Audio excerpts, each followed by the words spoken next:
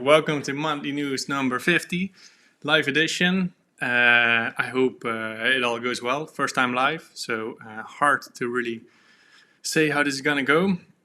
Currently live from Portugal, so also the internet currently is maybe not that good. I did find a house without the rain, so it should be in that sense a bit solid. But yeah, thanks for joining. Let me just get straight into it. So this Monday News, we have a few chapters we're going to go in, which is the introduction, which is kind of what I'm doing right now. Then I'll give you a bit of a recap of all the 50 monthly news we did so far. So started 4 years ago, so quite some development and things have changed throughout time. Then we'll have a live report, if it all goes correct, from Tanzania. So yeah, it's a bit tricky there as well with internet, but let's see. Then we have a Q&A, so I'll answer some of your questions. So make sure, if you have some, to already dump them in the chat. Philip would filter them out, and then we'll answer them later on. And I'll briefly mention a new project, which is coming up very soon, actually. We've been working on it for a while. Yeah, so let's get started with the first one, which is a little presentation I prepared to show the monthly news so far. So it's right here, and I still have a little thing here in the corner. That's okay. So it started back in January 2017, the monthly news, and just to give you a sense of what was going on back then, Precious Plastic just released version 2, and most people were making little small simple objects, a bit rough, a lot of extruded balls. Very, I would say, maybe hobbyistic products. And we had a community of people rebuilding the machines around the world, which was really great. Every now and then we saw a picture, and yeah, it was great seeing the community grow. But we didn't actually have a map, so we had no idea who actually built the machines, where they are in the world. That didn't exist yet. In fact, in January 2017, more things didn't exist. So we didn't have a bazaar yet, our online marketplace. We didn't really know how to make precise objects because the mold making was not very advanced. We never built a container. We didn't have any Patreon. We didn't really have a team. Every now and then we pushed a bit on Precious Plastic, but that was it. And Project Camp was still a faraway dream. But what we did have was a plastic problem. So basically, we also had this big workspace. And it was right there. And this workspace, what it also had is a guy dropping by every now and then to take a poo in front of it.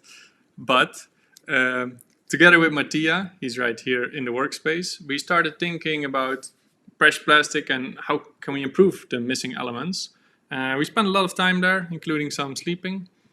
So here you see me at my desk, and on the window right there, we started thinking about version 3.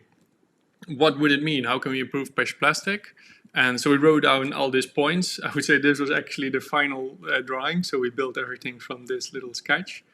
But one of the main things you could see in here is, like there, if I zoom in, one update video every month of everything.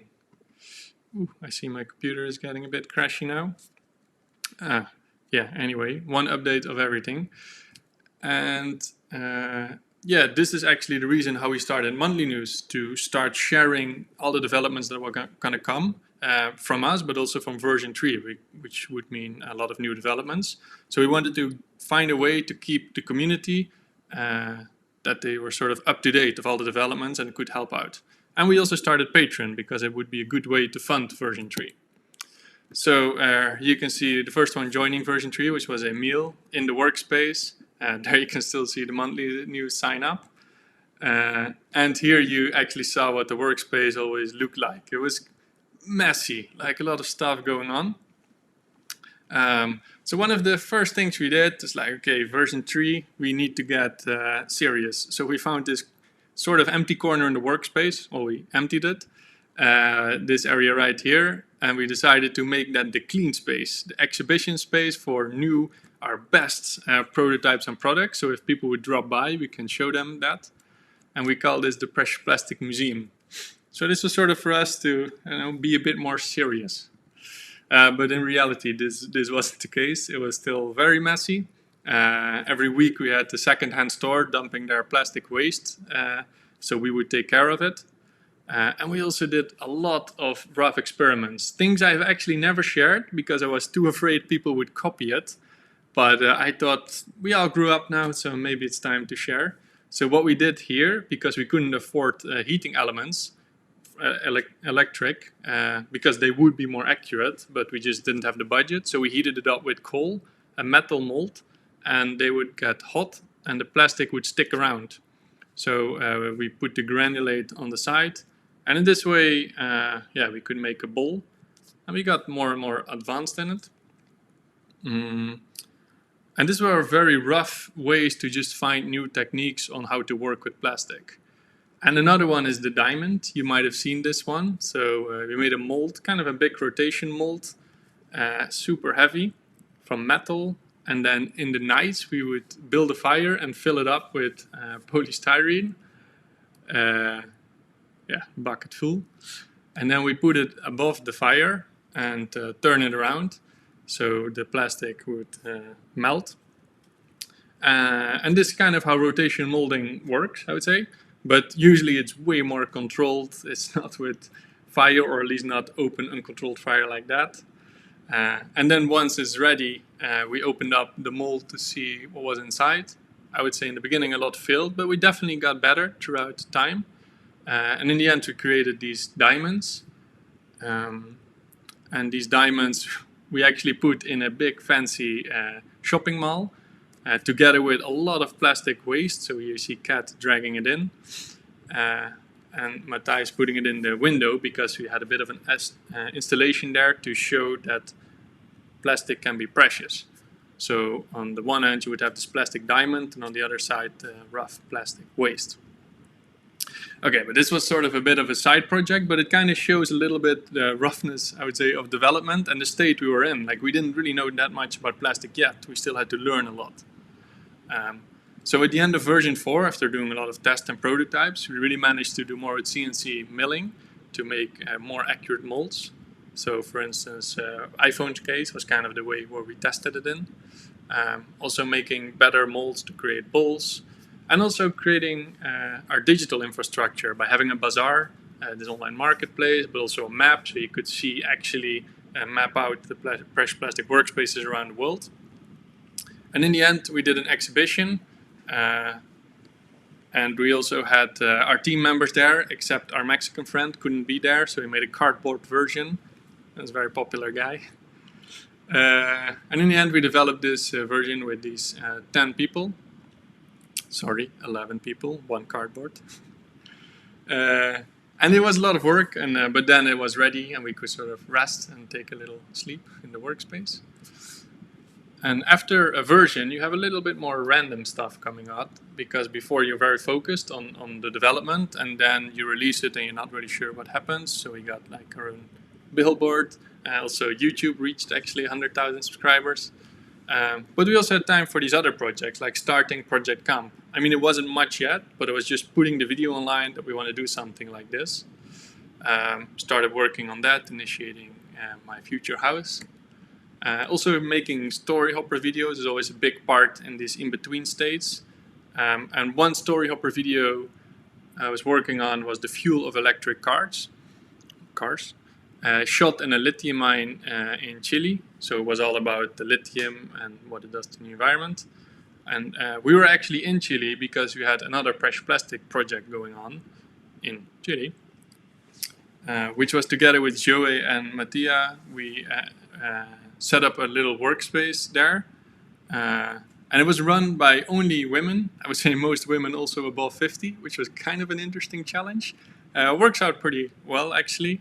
In the end, the workspace is still running, but we learned a lot from this. And the main thing we tried there was shipping the machines as a starter kit, which was a valuable lesson to see how can you make the machines in a way that the crucial parts you build back home, and at the location you build the more simple parts.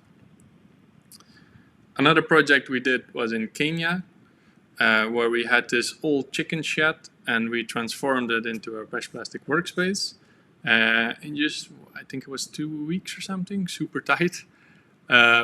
One of the things that still, when I was going through the pictures, I realized this was still very impressive to me. This was the welding machine. Yeah, he just really welded with that, which was impressive. And here we also learned a lot about, on the one hand, setting up a workspace, but also about education and how other parts of the world work, how they structure education, how they remember things, what are the things they want to learn about. So a lot of very valuable lessons in that project as well. And another one was in the Maldives, where we had this old second-hand shipping container, 40 feet, which we transformed into a workspace from Fresh Plastic with all the machines inside. And that was shipped to the Maldives to also run it with local people. And the main purpose of this project was to try and see if we can fit an entire workspace inside a shipping container, so you could bring it to more remote areas or areas where less tooling is available to start recycling. And up until now, most of this is funded by Patreon, which was really great, actually. It's been a very steady line for us to have some consistency going on, to make sure we can pay our taxes, to make sure we can buy some materials and stuff like this. But we needed to improve Fresh Plastic bigger, because we've seen a lot of things that could be better. And this was quite big altogether, because every version gets a bit more complex. So it has to be really big. But we didn't have that much money, and Patreon is some money, but not that much. So for some reason, this kind of all aligned, but the local municipality said, we have an empty building, do you want to use it? And we won an award of €300,000, which is, I mean, we won a few other awards, but I would say this one really pushed the whole project forward. So we figured maybe in that space, we invite people from all around the world that want to help Fresh Plastic, and we use the money just for that, for development, to buy machines, parts, materials, and buy food for these people and a house to sleep. And then we can go full on development and improve all the things we want to improve. So yeah, first we converted the space itself into an actual workspace. It was a very nice place actually to work. Really a lot of love and care in that from everyone. And we had this budget here that would tell us how much money we have left from our €300,000 to make sure we stay on point. And I think we always, in the good moments, we were like this, like quite organized, having time for some good, healthy side activities, which we definitely had, and it was great. But another part was also, I think, this picture, which sums it up for me, which is Friedrich, too hard at work and falling asleep behind his desk. Yeah, so I think that was also a big reality of this project, that it was quite intense and a lot of work.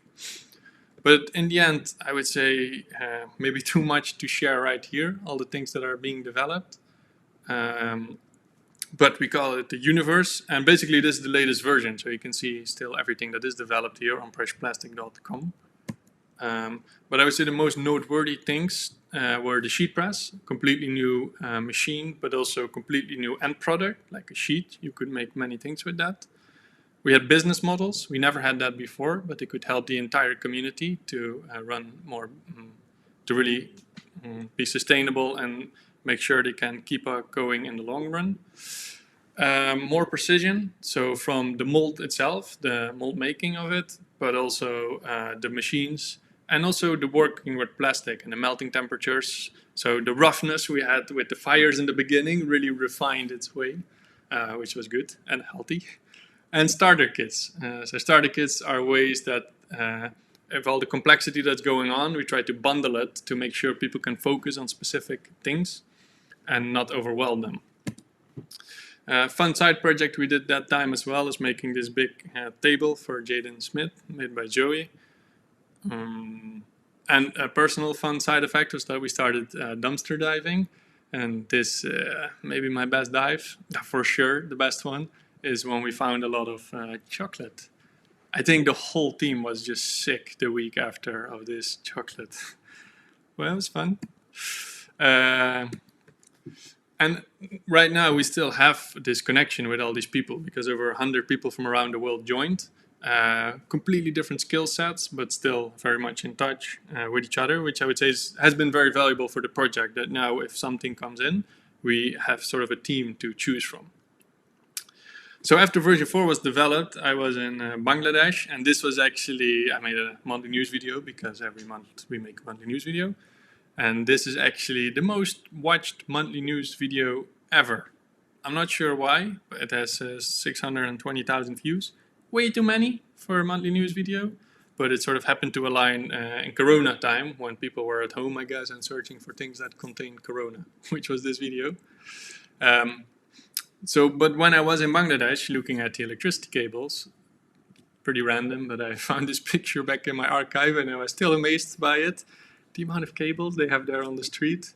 I mean, how do you find it if a cable doesn't work?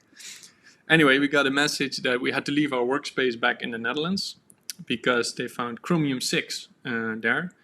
So we had to leave there within a month during Corona time, super intense.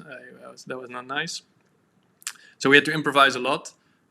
So Jan here from our team, he had a little shed at his dad's place in France. So the Precious Plastic team moved there after he converted a bit this shed, which is great. Still a dedicated team working there on just continuing Precious Plastic. And meanwhile, we also bought our piece of land for Project Camp, which I shared like in the beginning, trying to prototype a more sustainable way of living. So this is just getting started, still a big project to come. And I started melting some chocolate. With the chocolate, I melted to make a mold and make a gun and put some confetti with that.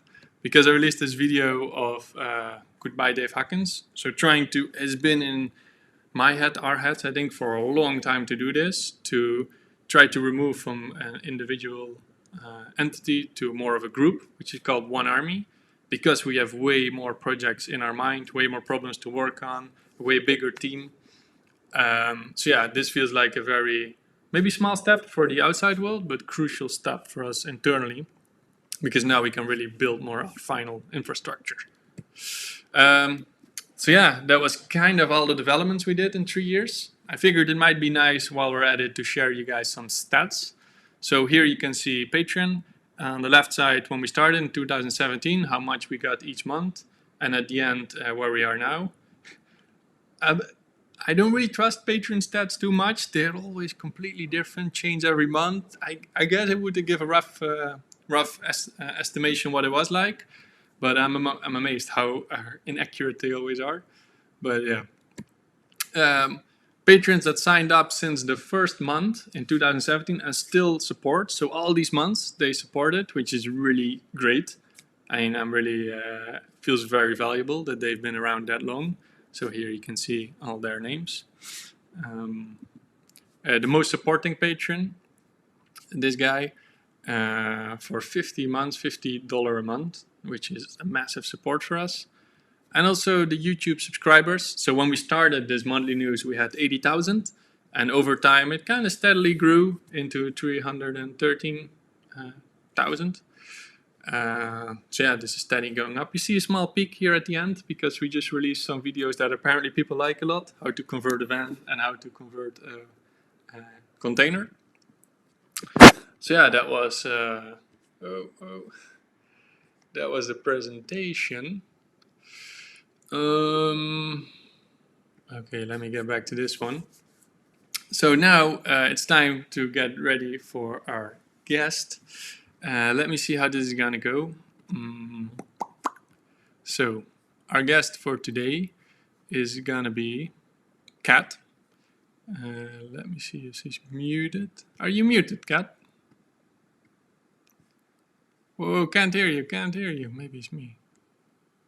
Oh, it has to go wrong somewhere, so I guess over here.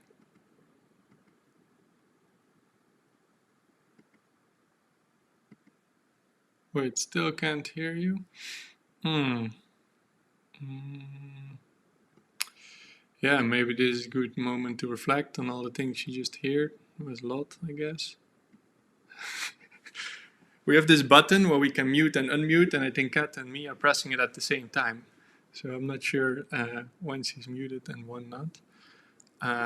But Kat, can you hear me properly? Okay, that's great. I don't know if it is great. I wish we heard Kat.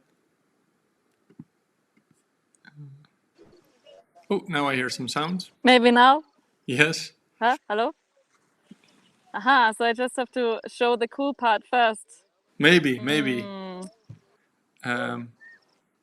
So Kat, Sorry, I have to show you my face first again. could you explain a little bit where you are? Yes. Hello, everyone. Guess you know me. I'm Kat. I'm in Mwanza, Tanzania, which is at the Lake Victoria, which is, by the way, the biggest freshwater lake in Africa. So if you look at the African map, you actually see this big lake. It's like a country.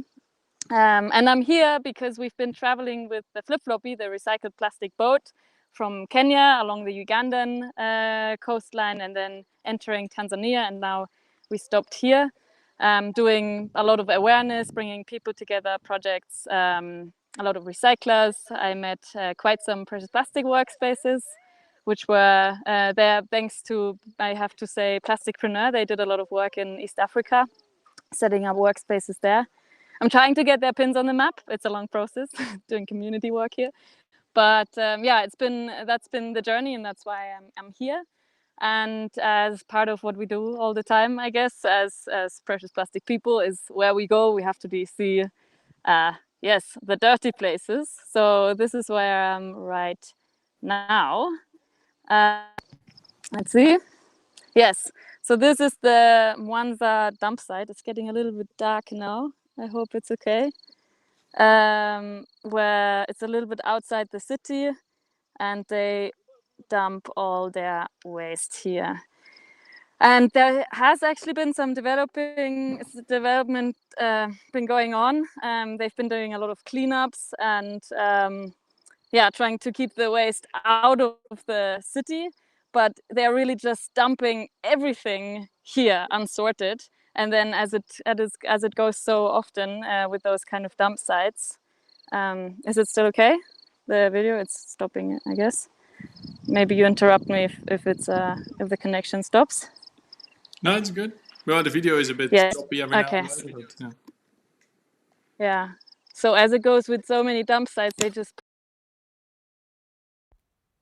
even though they do a lot of efforts to clean and take it out of the city, they just dump everything unsorted on those landfills, and then people informally are here and trying to pick out the more valuable things, which is in this case actually plastic bags. So you could see here, there's actually just a little pickup of plastic bags, and they are recycled here. And hard plastic, so HDPE mostly and PP. But all the rest is kind of like sitting here, and sorry for the quick movement.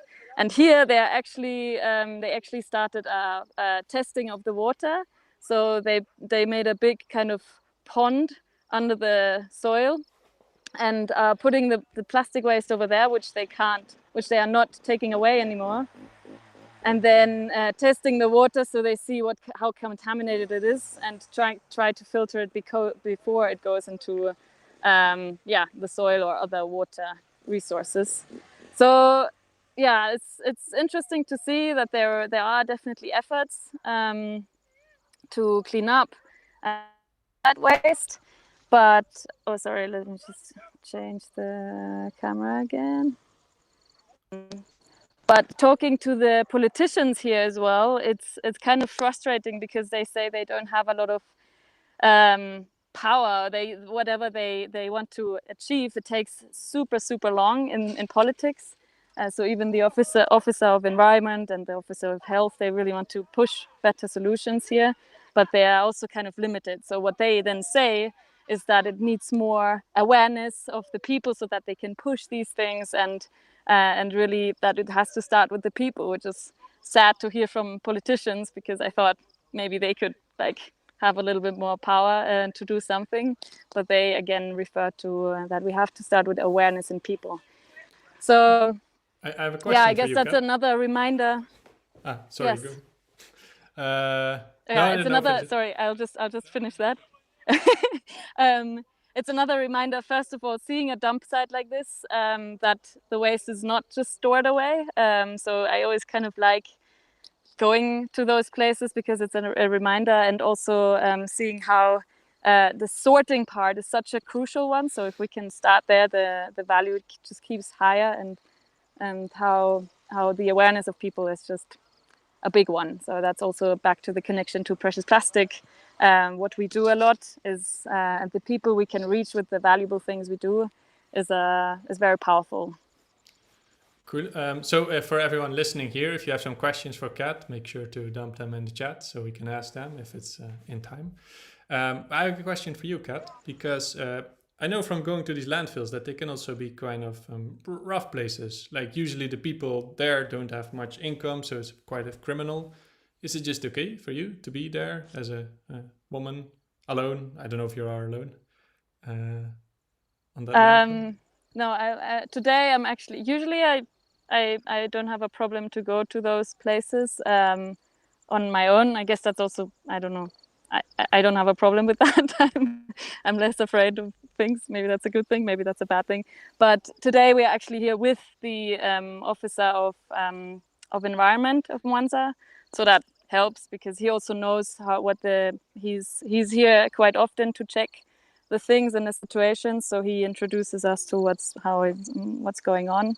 But usually, So you yeah, told it can them. be weird in those places because people, I guess, especially in Africa, I guess, as a white person in African countries, it's often like that, that people expect to be rich and a lot of money, which we don't. But they ask you for things and they feel like, why are you just being here? Why are you just here? But on the other hand, they are also happy to share and to talk about what they do. So yeah, I guess I always just talk to the people, and I'm friendly and like I try to be a nice guest of where they are, and then they welcome me as well.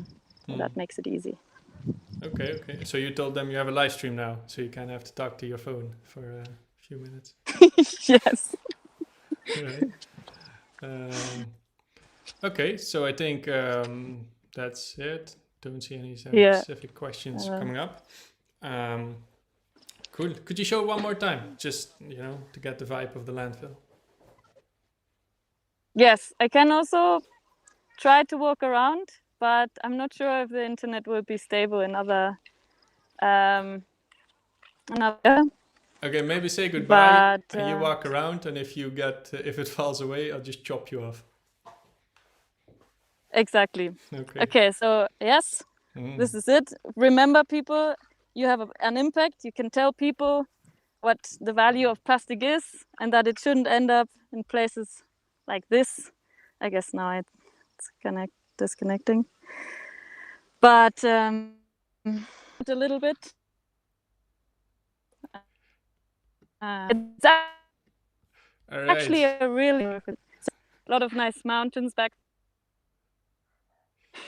Yeah, that sounds like maybe a good moment to mute. All right, cool. That was Kat. Wait, I can take off. I think the sound otherwise gets echoey, but I'm not super sure. All right, so now it's time for Q&A. Let's see some questions you guys had.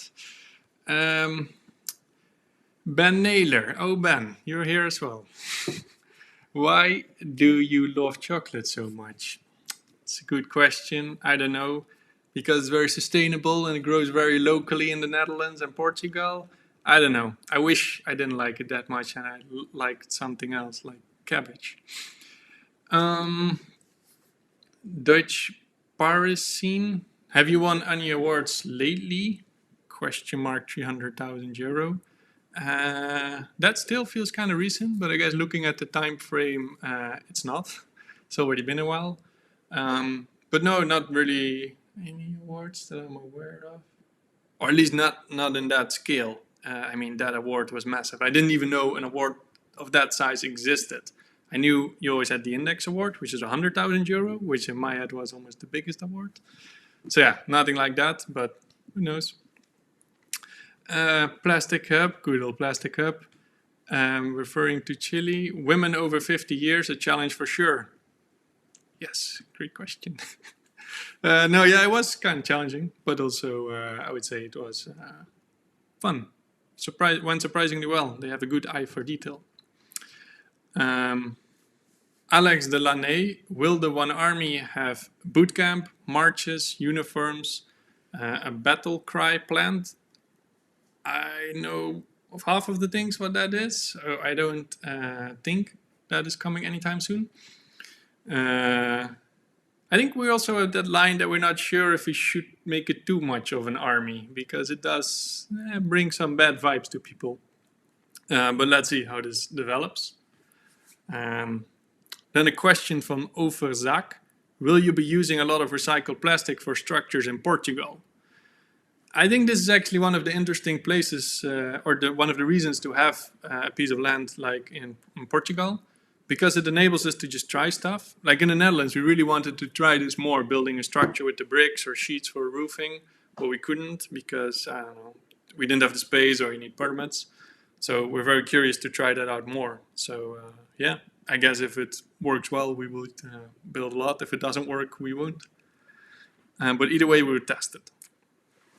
Then a question from Pedro Felipe Rubiana.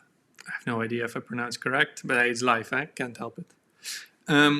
Any water treatment projects currently planned by One Army? I think this might have also been a bit related to seeing Cat in the landfill. At the moment, not yet. I could see it being a little bit part of Project Camp when we get our own water supply up and running there, but not as a very specific, concrete project yet. Aditya Prakash, at what level has robotics been deployed in the project?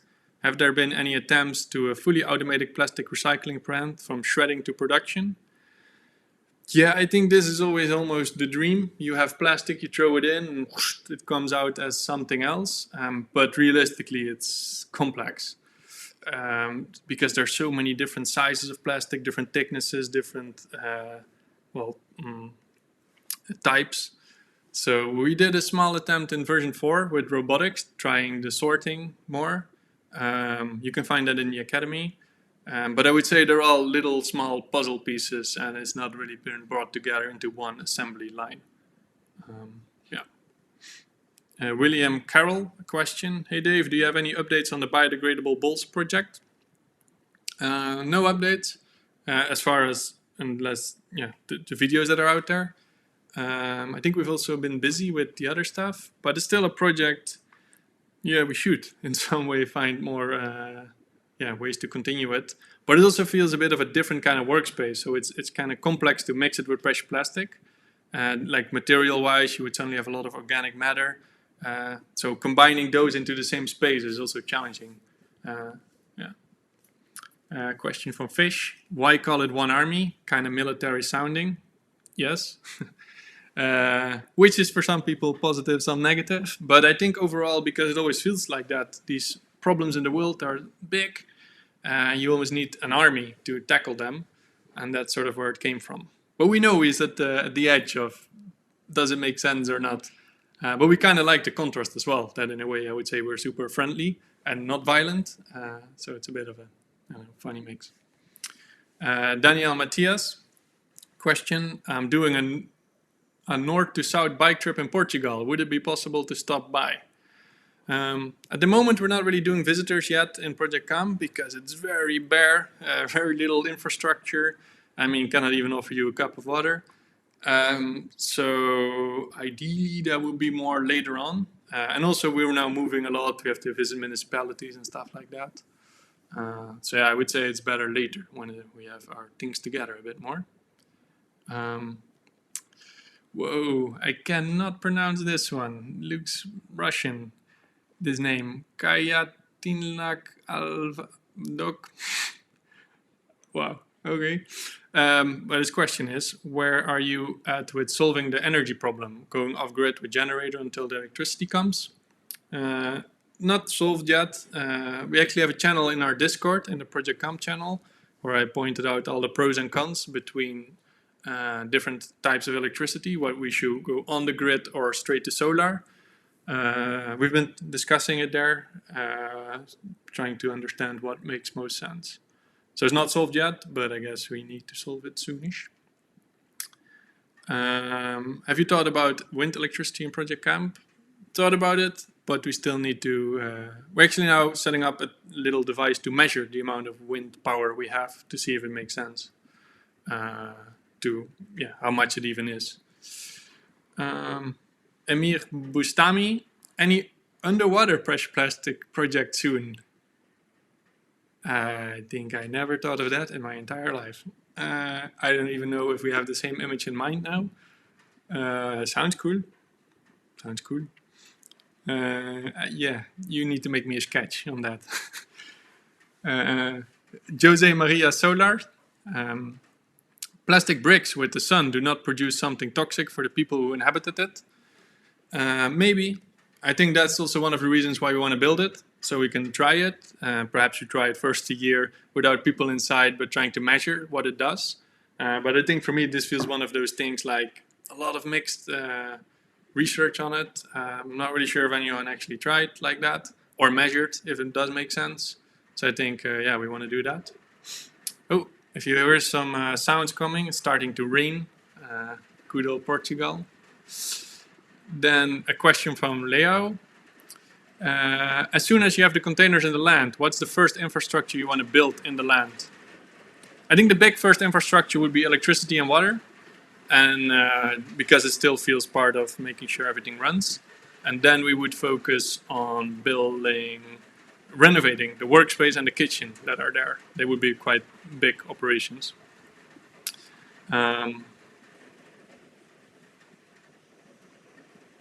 Alpha Zach, will you let tourists drop by and participate? For sure, this would be part of the program. We do need to find a way how to actually incorporate that properly because, we want to make sure we can continue work, but we like people coming in and they don't want to obstruct us either. So trying to find a good system where it can actually work out. Wow, a lot of Project Camp questions here. That's exciting. I've been talking about fresh plastic for like 6 years of my life. But feel free to ask those as well.